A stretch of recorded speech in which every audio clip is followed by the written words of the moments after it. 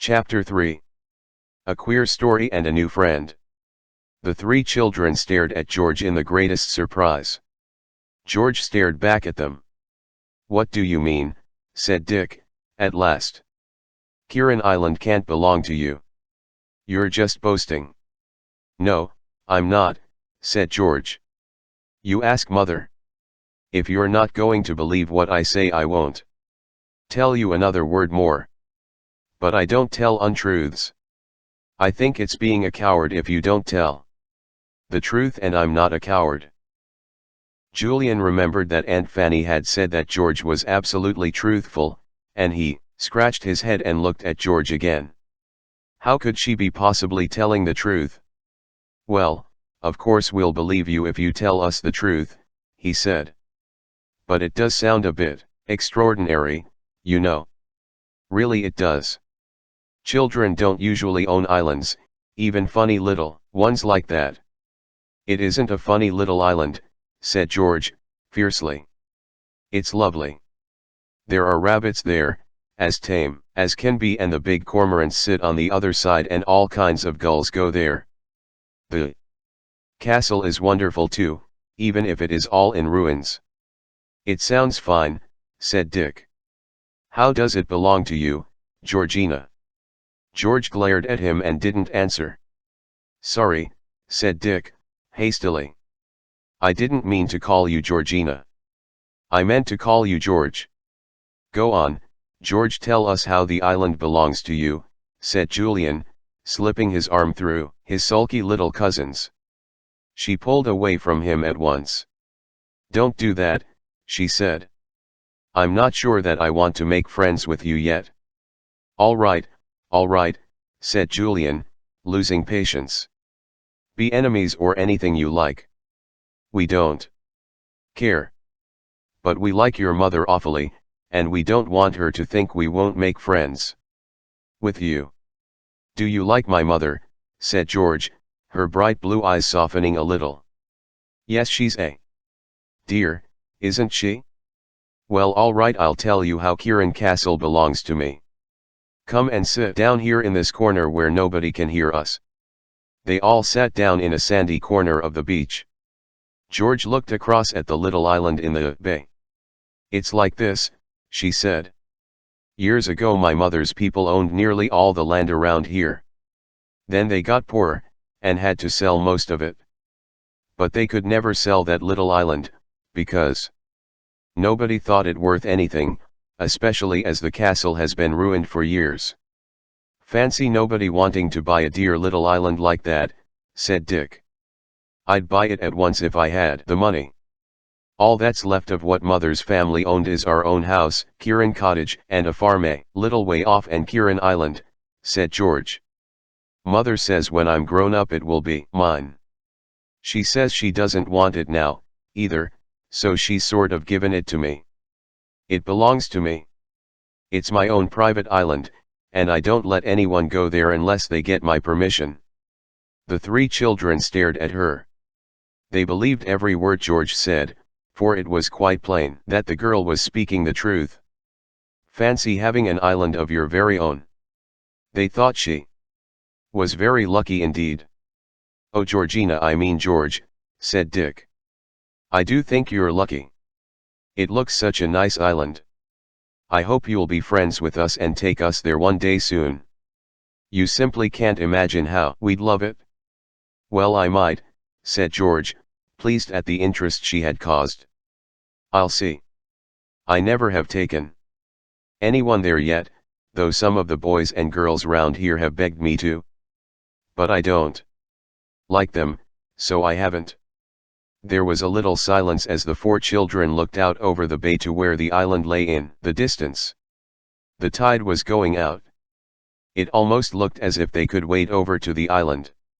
Dick asked if it was possible. "No," said George. "I told you it's only possible to get to it by boat.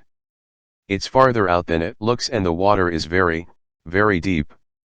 There are rocks all about too. You have to know exactly where to row a boat, or you bump into them. It's a dangerous bit of coast here. There are a lot of wrecks about." "Wrecks?" cried Julian, his eyes shining. I say. I've never seen an old wreck. Are there any to see? Not now, said George. They've all been cleared up. Except one, and that's the other side of the island. It's deep down in the water. You can just see the broken mast if you row over it on a calm day and look down into the water. That wreck really belongs to me too. This time the children really could hardly believe George. But she nodded her head firmly. Yes, she said, it was a ship belonging to one of my great-great-great-grandfathers, or someone like that. He was bringing big bars of gold back in his ship and it got wrecked off Kieran Island. Oh, what happened to the gold? Asked Anne, her eyes round and big. Nobody knows, said George. I expect it was stolen out of the ship. Divers have been down to sea, of course, but they couldn't find any gold. Golly, this does sound exciting, said Julian. I wish I could see the wreck. Well, we might perhaps go this afternoon when the tide is right down, said George.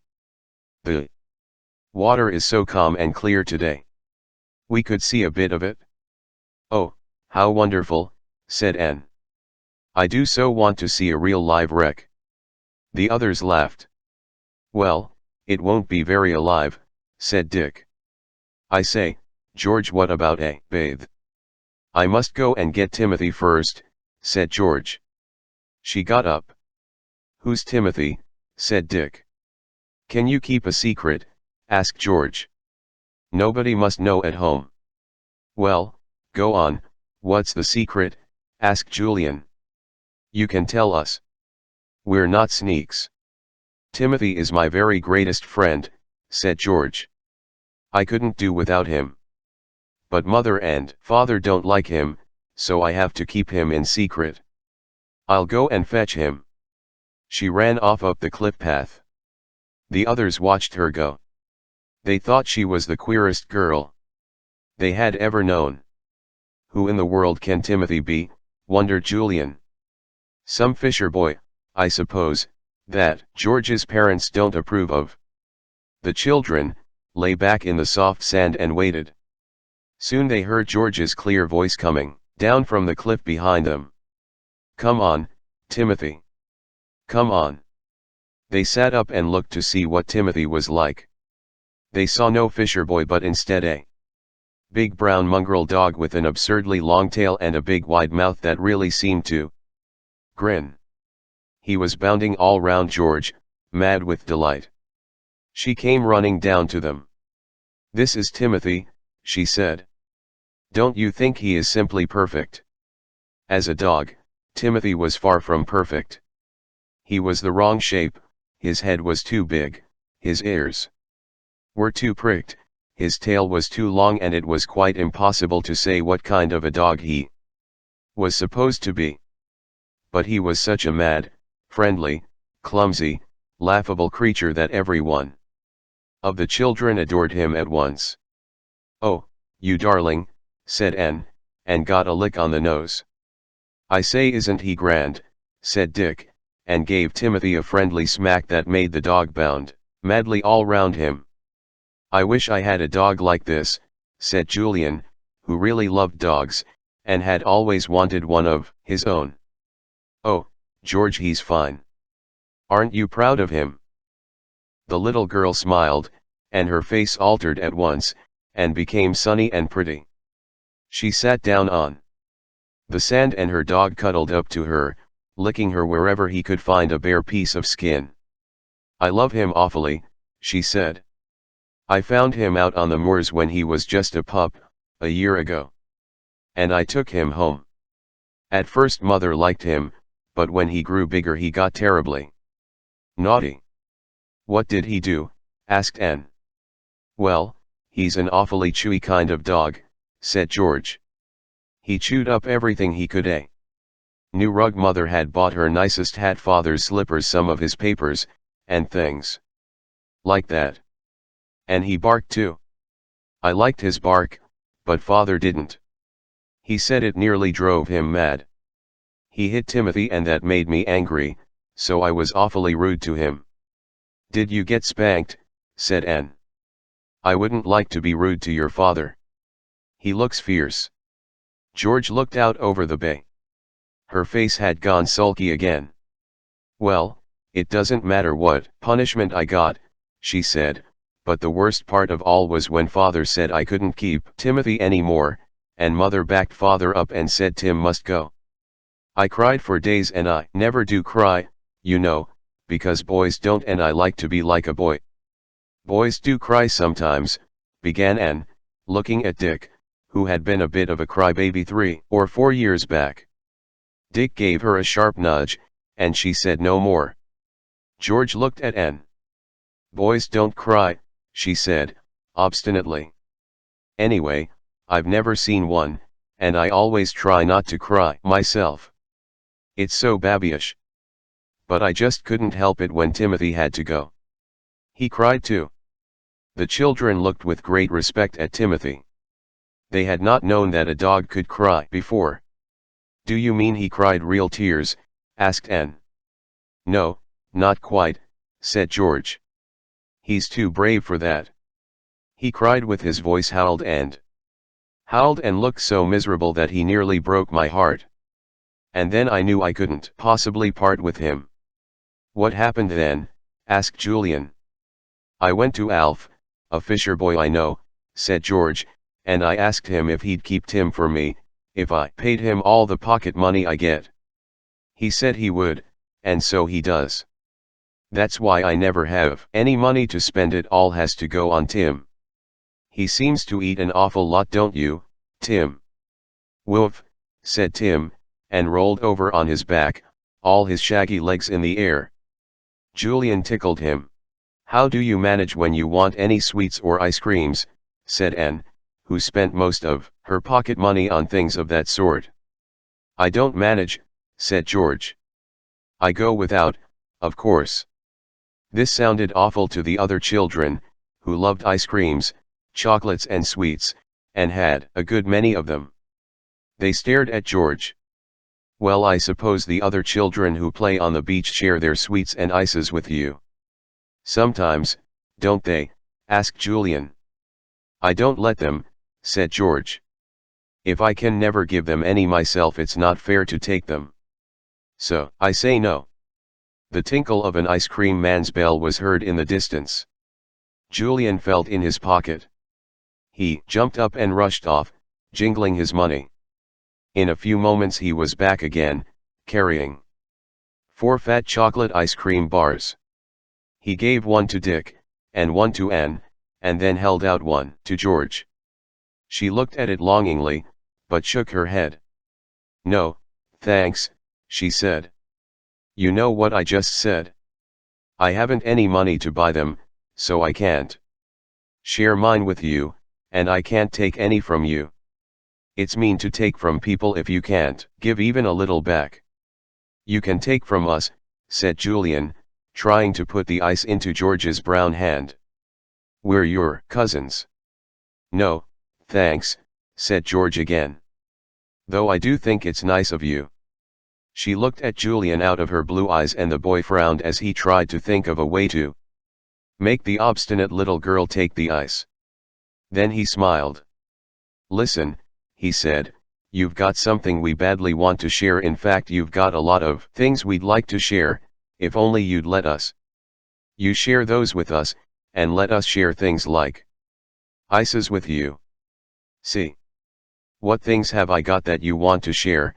Asked George, in surprise. You've got a dog, said Julian, patting the big brown mongrel. We'd love to share him with you, he's such a darling. And you've got a lovely island. We'd be simply thrilled if you'd share it. Sometimes. And you've got a wreck. We'd like to look at it and share it too. Ices and sweets aren't so good as those things, but it would be nice to make a bargain and share with each other. George looked at the brown eyes that gazed steadily into hers. She couldn't help liking Julian. It wasn't her nature to share anything. She had always been an only child, a lonely, rather misunderstood little girl, fierce and hot-tempered. She had never had any friends of her own. Timothy looked up at Julian and saw that he was offering something nice and chocolatey to George. He jumped up and licked the boy with his friendly tongue. "There you are, you see Tim wants to be shared," said Julian, with a laugh. "It would be nice for him to have 3 new friends." "Yes it would," said George, giving in suddenly, and taking the chocolate bar. "Thank you, Julian. I will share with you. But promise you'll never tell anyone at home that I'm still keeping Timothy." "Of course we'll promise," said Julian.